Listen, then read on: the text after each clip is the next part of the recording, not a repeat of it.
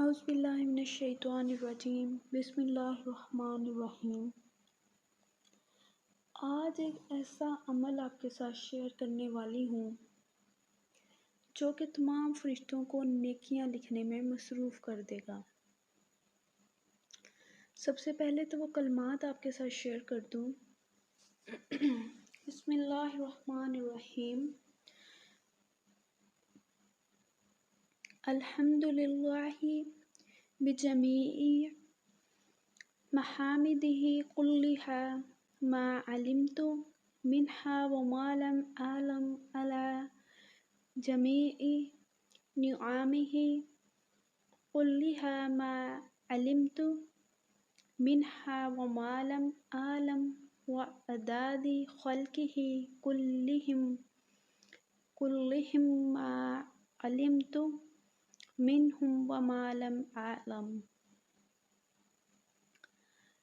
زرکشی رحمۃ اللہ علیہ نے کتاب سبل الخیرات سے نقل کیا ہے کہ ایک آدمی نے حج کیا اور کعبۃ اللہ شریف کی چوکھٹ تھام کر یہ کلمات پڑھے، جو کلمات میں نے ابھی آپ کو پڑھ کے سنائے ہیں، آگے میں اسکرین پہ بھی شیئر کر دوں گی۔ ان کلمات کو پڑھا اور چلا گیا۔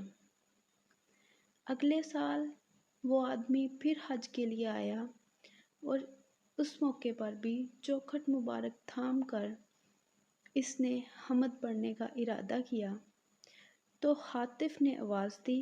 ہاتف کہتے ہیں غیبی فرشتے۔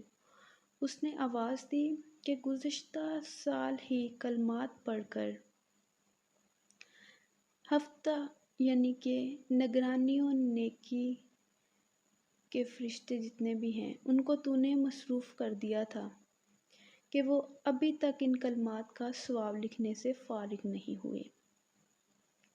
بس اس واقعے سے یہ معلوم ہوتا ہے کہ جو بھی ان کلمات کو ادا کرے گا فرشتے اس کے لیے نیکیاں لکھنے میں مصروف ہو جائیں گے۔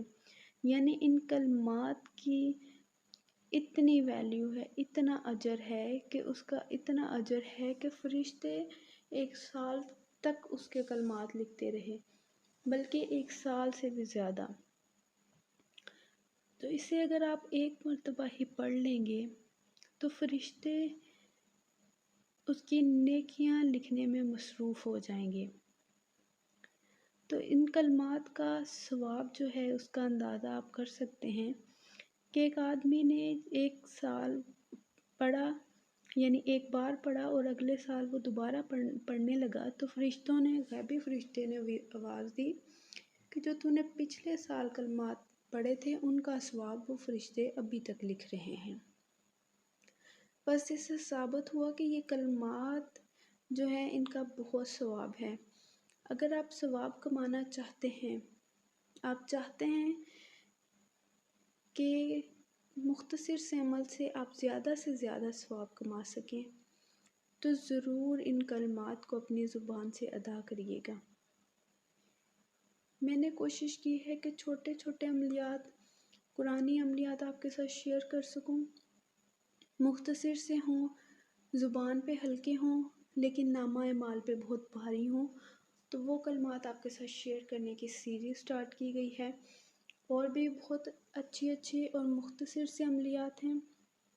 اس کے لیے میرا چینل وزٹ کریں اور چینل کو سبسکرائب کر کے بیل آئیکن پر ضرور پریس کیجیے۔